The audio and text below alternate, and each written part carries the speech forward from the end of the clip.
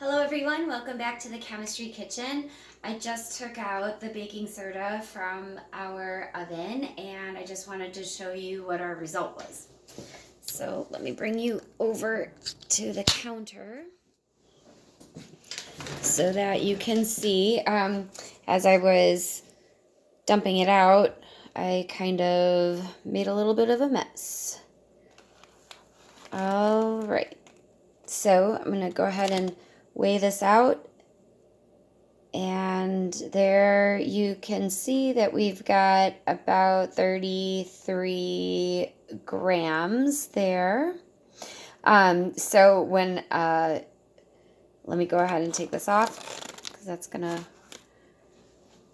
So there we go. We've got 33 grams. I thought we had 32, but apparently, whoops, sorry, you were backwards. Apparently not the case. Sorry, I'm having some difficulties, some technical difficulties. There we go. All right, so let's do a couple of calculations with this.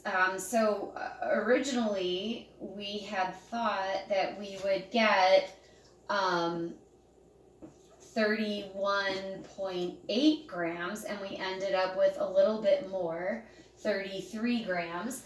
And that doesn't sound bad at all, but one calculation that you can do to really analyze how well you did your procedure, how good your experiment is to calculate something called the percent error. And so in order to calculate the percent error, you need to use the formula that I put on your paper. So you're going to subtract the theoretical yield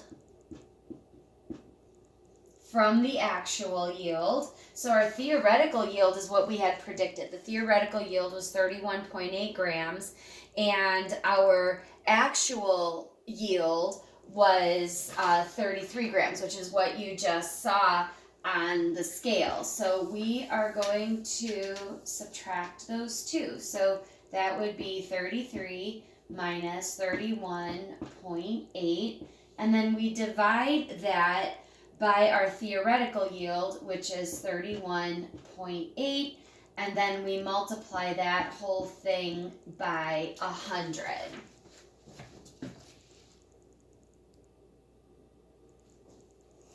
Okay, so after some quick recalculations here, here's what we find. We find after we perform this operation that our percent error is about 3.77%, which isn't too bad at all. The higher the percent error, the more problems there are with your experiment. So this is rather low. So we did a pretty good job here, but there is some error.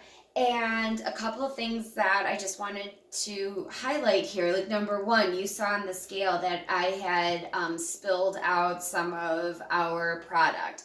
But also, because my scale keeps turning off, I've been weighing the paper filter, the coffee filter, on there as well, because otherwise I would probably lose a lot of product if I had to keep switching back and forth between like one coffee filter to the other.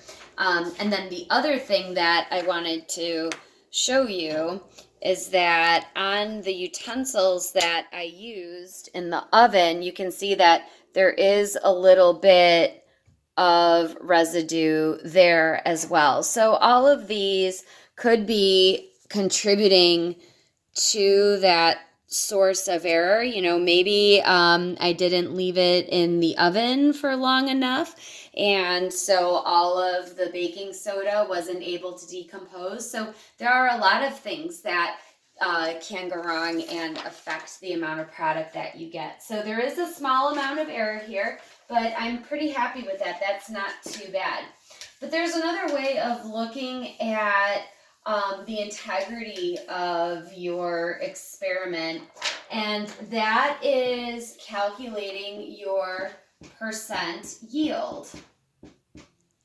And in order to calculate your percent yield, you need to divide actual yield by your theoretical yield, and then you need to multiply that by 100 in order to get your percent yield. And the closer that you are to 100%, that just means that you were making the maximum amount of product that you possibly could with the equation that you were using. So if we take a look at this, then our percent yield would be our actual, which was 33 grams, divided by our theoretical yield, which is 31.8. And if you multiply that by 100, you get about 104%.